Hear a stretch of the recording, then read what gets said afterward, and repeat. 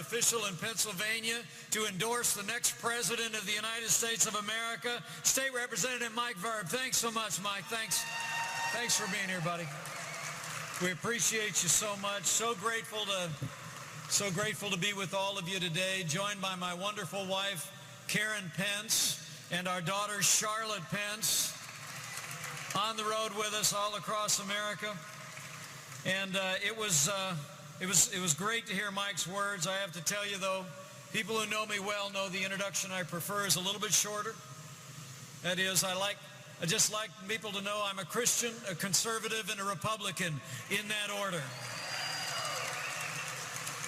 And it is exciting to be with you today. It's now just a little bit more than a month ago that I accepted our party's nomination to run and serve as the next Vice President of the United States of America. And the road to the White House goes straight through Pennsylvania.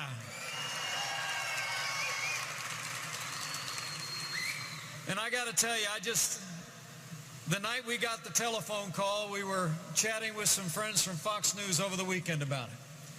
I was standing there 11 o'clock at night behind my desk in our little office in the governor's residence in Indianapolis. We were told the call was coming. I heard the phone ring, my wife at my side.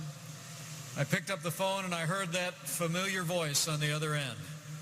And he said, "Mike, it's going to be great."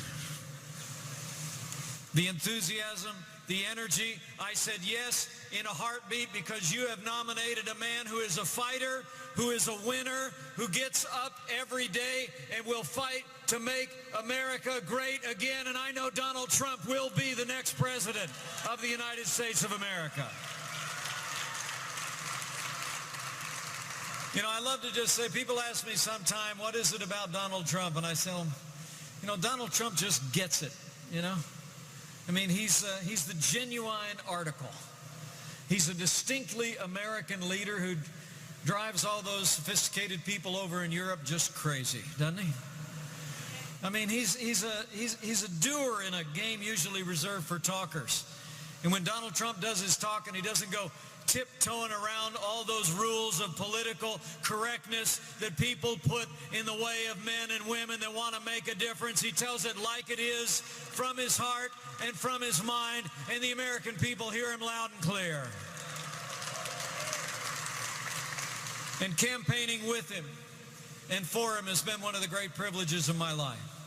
I mean, to be out on the stump with Donald Trump and to see great people like you all gathered today in Pennsylvania, people that are gathered with him in states across the state. Donald Trump and I both know this isn't about him. It isn't about us. This is a movement that will make America great again, because the American people are going to make it happen. It's been so inspiring to be with him, though, to see that broad-shouldered, clear-eyed, strong leadership that he offers, but also, as Mike just mentioned, last Friday in Louisiana, in Baton Rouge, to be able to travel through those neighborhoods that had been destroyed by 100 years flood, and to see Donald Trump walk into the homes of people. The one family, 83-year-old man and his wife, had 7 feet of water in their home on a lot that he'd spent every day of his life on, literally born in the house at the front of the lot. And Donald Trump walked into that home, put his arms around that family, and said, "You're going to rebuild, because I can tell the kind of people that you are." He's an encourager. He's a man of compassion. But he's a man with a boundless confidence in the American people. And I saw it on high relief on Friday, and the American people are going to see it when he becomes the next president of the United States of America. You know, the choice in this election couldn't be more clear. The American people can elect someone who literally personifies a failed establishment in Washington, D.C. Or we can come together here in Pennsylvania and all across this country, and we can elect someone who's a leader, who's a fighter, who will bring real change to Washington, D.C. He will end the status quo in the nation's capital, and he will get this economy working again for every American in every community. And I have to tell you, it is really extraordinary when you think of the choice on the other side. At a time when the American people are longing for something new and different. They're longing for a change of direction at the highest levels in our national government. The other party has nominated someone with a stale agenda and the most predictable of names. So let me just say here in Pennsylvania today, for the sake of our security, for the sake of our prosperity, for the sake of the rule of law and ensuring that the highest standards of integrity are in the highest office in the land, let's decide here and now in Pennsylvania that Hillary Clinton will never be elected president of the United States of America. I mean, the record you can roll through, it's hard to cover in the time that we have, but whether you look at the record of this administration or Hillary Clinton's role as Secretary of State, at home and abroad, it is a record that has resulted in a weaker America on the world stage and a stifled American economy at home. I mean, it was 7.5 years of Barack Obama and Hillary Clinton's policies on the foreign stage that have literally seen an erosion of American strength on the global stage. And for all the world, we open up the newspaper, turn on the television, and it feels like the world is spinning out of control. And if you recognize it, it was Hillary Clinton and Barack Obama whose decision to precipitously withdraw American forces from Iraq forfeited the hard-fought gains of the American soldier in Operation Iraqi Freedom and literally created the vacuum in which ISIS was able to grow and to compromise much of those areas. You know, I see a few familiar caps in the room. Would the men and women who've worn the uniform of the United States of America who are with us today raise your hand and allow us to say thank you one more time for your service to this country?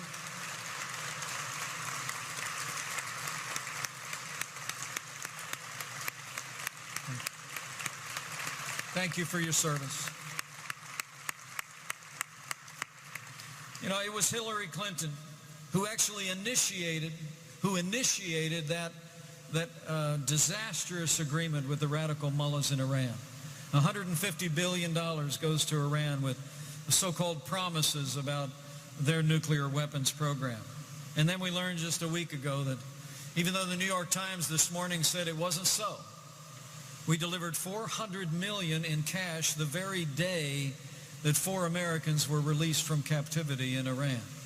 Well, the American people know a ransom payment when we see it, whether the big media will admit it or not. And let me promise you, when Donald Trump becomes president of the United States of America, we won't be paying ransom to terrorists or terrorist-sponsoring states. They'll be paying a price if they threaten the American people or detain or harm our citizens. You know, the truth of the matter is we can't have 4 more years apologizing to our enemies and abandoning our friends.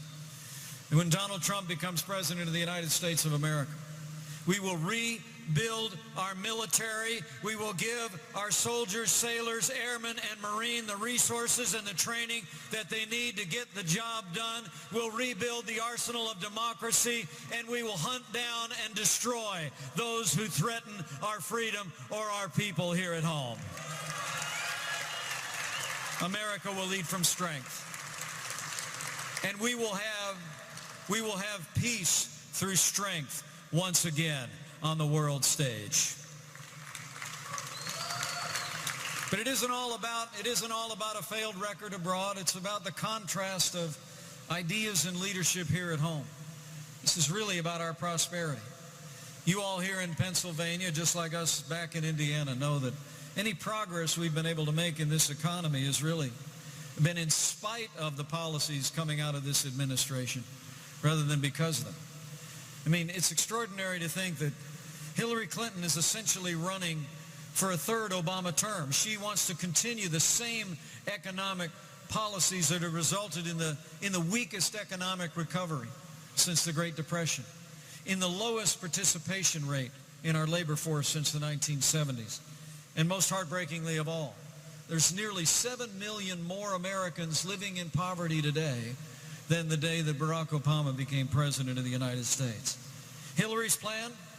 More of the same.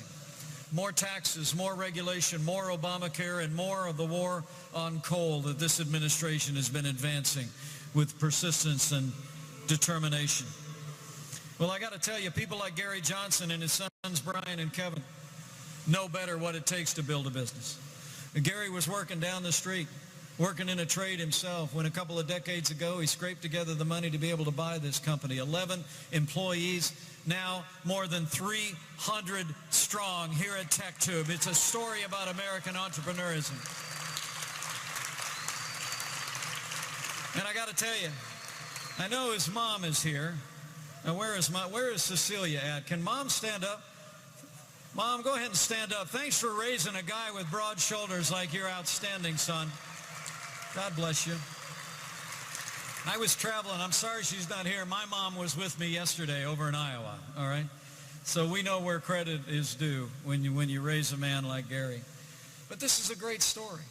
And the truth of the matter is that Gary's story is really the American story. I mean, I grew up in a small business in a family, and just like Brian and Kevin, we worked at our house, all right? I mean, we were in the gas station business, and I was out there working as a gas station attendant, washing windows and filling tanks by the time I was old enough to get away with it, right? I mean, this is a family business that is going to continue to struggle under the misadministrations in big government and higher taxes in Obamacare of Hillary Clinton and Barack Obama. The truth of the matter is they like to tell us this economy is the best that we can do. But all of you in this room know it's not the best that we can do. It's just the best that they can do. And when Donald Trump becomes president of the United States of America, we're going to have a lot more stories like TechTube all over America, because we're going to cut taxes across the board. We're going to end death taxes once and for all. We're going to lower corporate taxes so businesses in America can grow in America. We're going to repeal Obamacare, lock, stock, and barrel. And we're going to end the war on coal once and for all and release American energy for American workers. Donald Trump has a plan. He has a plan that I believe, just like he likes to say, is going to get this economy moving again faster than you could possibly imagine. He believes in the boundless potential of the American entrepreneur. Being one himself, he understands that, you know, it's about getting government out of the way and letting America be America and do America. And that's his vision. Now, Hillary Clinton, when my running mate gave that speech on economic growth about a week or so over in Detroit, she actually said that his projections about a growing economy were, quote, wildly unrealistic. All right? Well, I think the only thing that's wildly unrealistic is electing the same people with the same bad ideas and expecting a different result.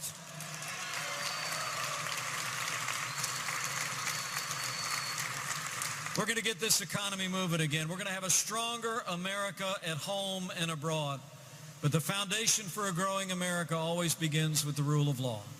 And in Donald Trump, we will have a president who enforces the laws of this country, secures the borders of this country for the people of this country, who builds a wall and will stand without apology for the Constitution of the United States of America. You got to remember this. When you're talking to your neighbors and friends here in Pennsylvania, remember, we're selecting a president for the next 4 years, right? But that president will actually define the course and direction of the Supreme Court of the United States for the next 40 years. So let me say to all of you, if you care about the rule of law, if you care about limited government as enshrined in the Constitution of the United States, if you care about the sanctity and preciousness of human life and the ability of states to reasonably address that, if you care about the Second Amendment of the United States Constitution, then we have to decide here and now in Pennsylvania that the next president to make appointments to the Supreme Court of the United States will be President Donald Trump.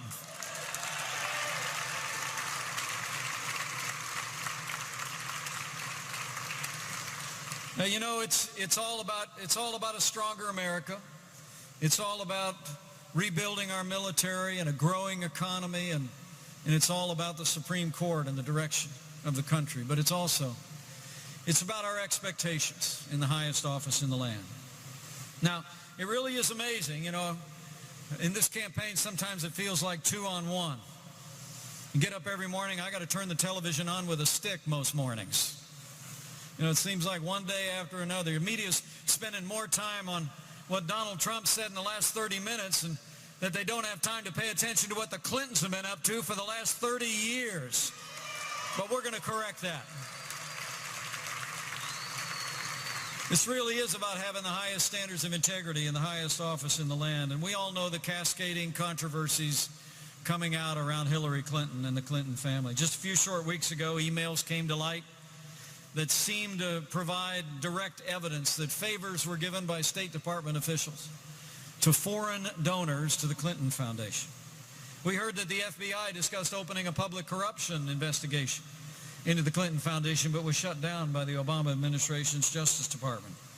And just yesterday, when the FBI, we learned from the FBI there's 15,000 more emails that Hillary Clinton didn't turn over.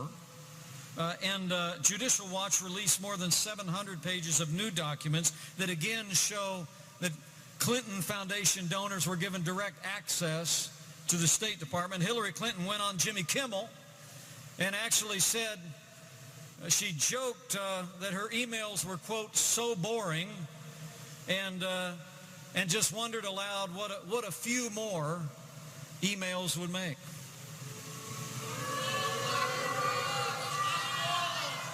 You know, the American people are tired of pay-to-play politics in Washington, D.C., and it's all going to come to a crashing end when Donald Trump is sworn in as the 45th President of the United States. I mean, it really is amazing. The Clintons have now announced that they're going to end fundraising for the Clinton Foundation from foreign donors and corporations if she's elected President of the United States. I mean, they're essentially saying to their foreign donors that they can make a down payment on Clinton access in the next administration between now and Election Day. And the American people aren't having any of it. The Clintons, let me tell you, Donald Trump and I have both said it's time for them to come clean.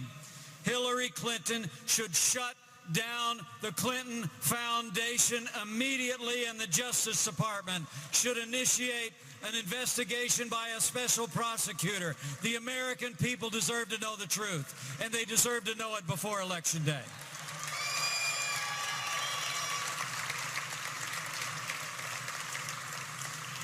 You know, through all of this, Hillary Clinton is missing in action. Hillary's in hiding, and Donald Trump is everywhere. And I want to promise you, when Donald Trump becomes president, the days of the rigged system that benefit the favored few are over. Donald Trump will uphold the highest standard of integrity in the highest office in the land, and his only special interest will be you, the American people.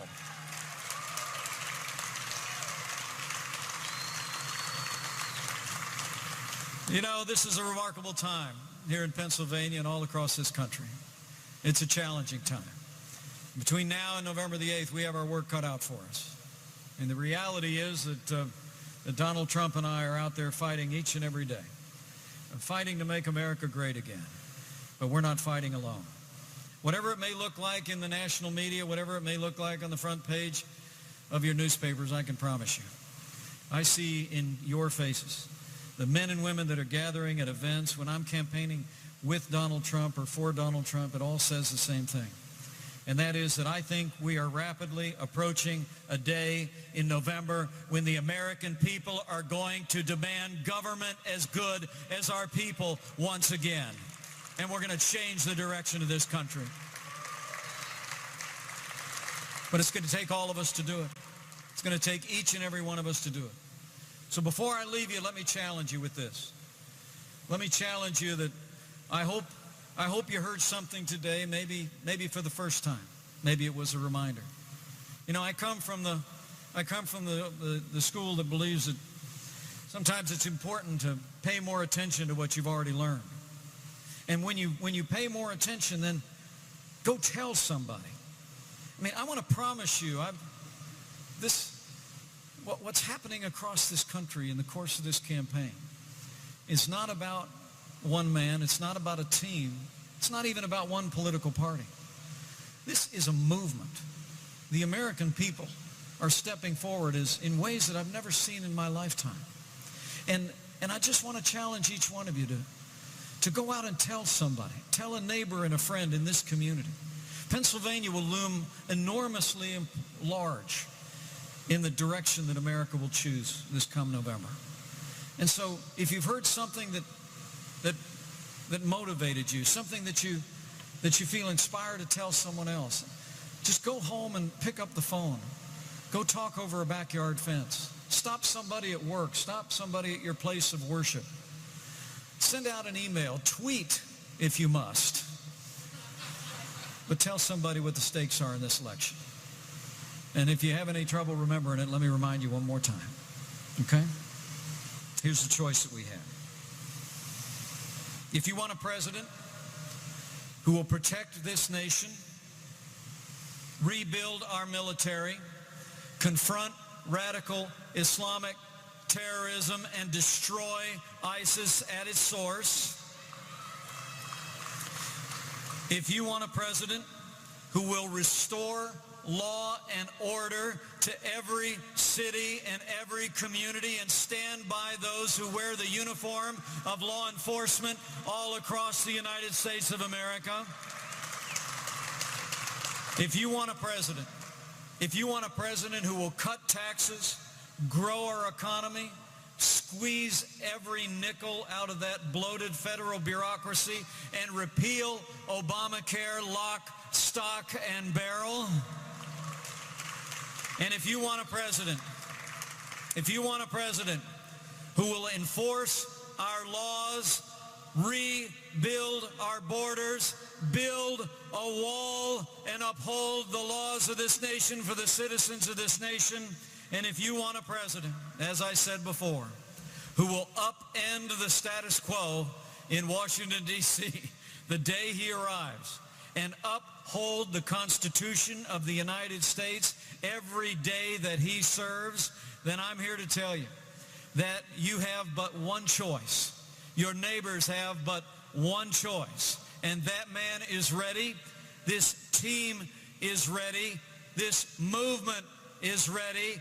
And Pennsylvania is ready to elect Donald Trump as the next president of the United States of America.